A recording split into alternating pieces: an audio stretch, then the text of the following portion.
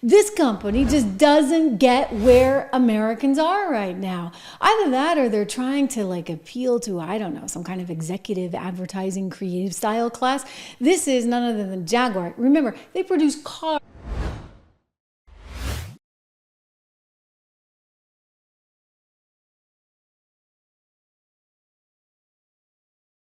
I don't know what to say other than I think that they may be channeling Bud Light. Let me go back to this. I want to make sure the audio is working. Okay, now it is. You see? I told you, you get it. There's a few bumps along the way. Anyway, this is Jaguar's commercial. You're like, wait, what? Isn't this some kind of fashion company out of Milan's commercial? No, this is Jaguar, okay? So Jaguar is, as I said, a sports car company, luxury car company. They also make Range Rover. And somehow they're out with this weirdo commercial that has nothing to do. I guess there's a car. No, there's not even a car underneath that. I guess that's just a rock. So why would Jaguar want to channel Bud Light? Is this their way of saying, okay, F you to all you Trump supporters?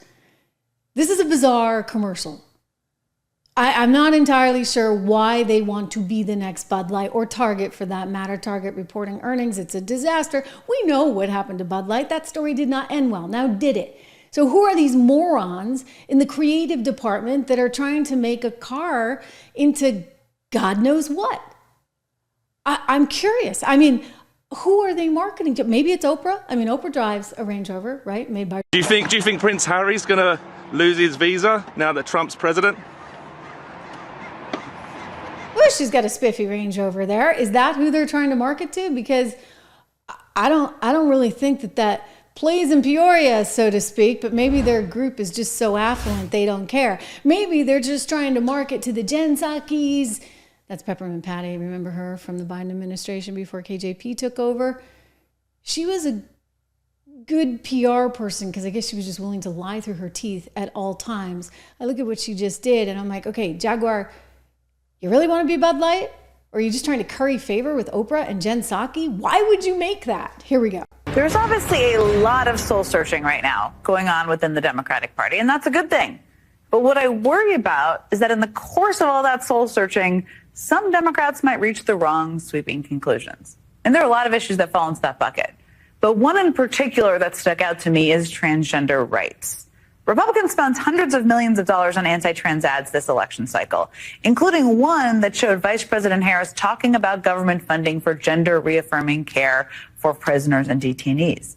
If that sounds like a particularly obscure issue, it is, because it applies to a tiny group of people. And it's also a policy that, by the way, was in place during the first Trump presidency.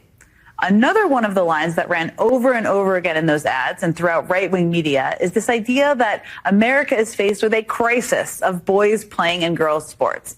Now, these ads created this perception that the issues of trans kids playing sports was dominating schools across the country, which is completely false. Some people got pulled into that argument. I mean, immediately after the election, Congressman Seth Moulton told the New York Times that, quote, Democrats spend way too much time trying not to offend anyone rather than being brutally honest about the challenges many Americans face. I have 2 little girls. I don't want them getting run over on a playing field by a male or formerly male athlete. But as a Democrat, I'm supposed to be afraid to say that. And then last weekend, Congressman Moulton came on this network to discuss those comments. I was just speaking authentically as a dad about one of many issues where I think we're just out of touch with the majority of voters. And I stand by my position. Maybe I didn't get all the words exactly right. But the point is that the backlash I've received proves my point that we can't even have these discussions as a party. Look, reflection is good. But if that were actually an issue at thousands of schools across the country, it would be worthy of a debate. But there are just incredibly few examples of transgender girls playing in youth sports. And when we see those examples, there isn't evidence that these kids are a threat to safety or fairness.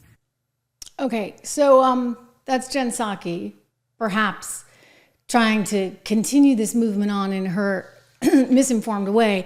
And she's just so flat out wrong. I mean, number one, right? Let's just be honest, okay? Male athletes typically are better than female athletes. Like, you can be the bottom of the bottom as a male athlete and skyrocket to the top if you're competing against women because, well, you know what? Like, I hate to go back to Bio 101, but I will.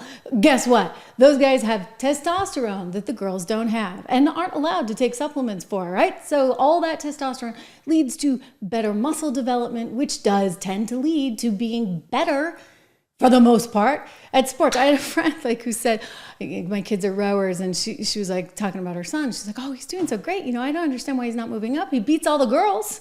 I'm like, but of course he beats the girls. Like, I'm sorry. Like, this is just what it is, all right? So let's start with the premise that typically, most often, boy athletes, naturally born men, tend to be physically better than naturally born female. On top of that, she's like, oh, well, we don't have to care about this because it's so rare. First of all it takes is one naturally born male to win the trophy and therefore take it away from the naturally born female, okay? All it takes is one. They just had an incident up in New Hampshire, my home state, where this is going on. We're hearing about these things popping up every single week. So it just takes one. So what? It's rare. You know what?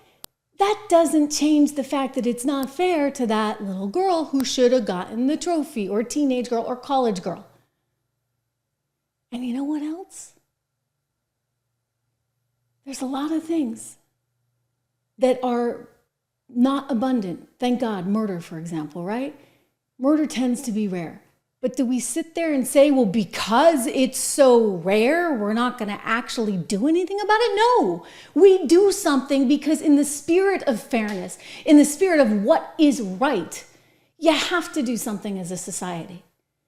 So her argument is fundamentally flawed. And yet this is what the likes of Jaguar, Range Rover are trying to cater to right now. Somehow we have to be all accepting, all in. It's sort of bizarre. Listen, Jenny, Peppermint Patty, this is why you guys lost, and you're going to continue to lose. I mean, if I'm, looking back and saying, well, okay, fine, do it again. Do it all day long. Just keep going with that trans stuff that Hillary Clinton warned you about. I got nothing, believe me, nothing against any poor soul that is that mixed up and struggling. I mean, that's awful, okay? And I don't want to be cruel or unkind in any way, shape, or form. But I'm a realist, whether it's in terms of a company that wants to make money and make profits. I mean, Jaguar at least has the luxury of not having that sort of middle American demo that they're going after. But if I'm also a politician, I want to win, do I not? I don't want to sit there and spout a bunch of nonsense that people feel really increasingly uncomfortable. If I'm Target, maybe I don't come out with my whole line of tuck-it swimsuits that I put on, in the front of the store for all the moms to see, because, America's just not there.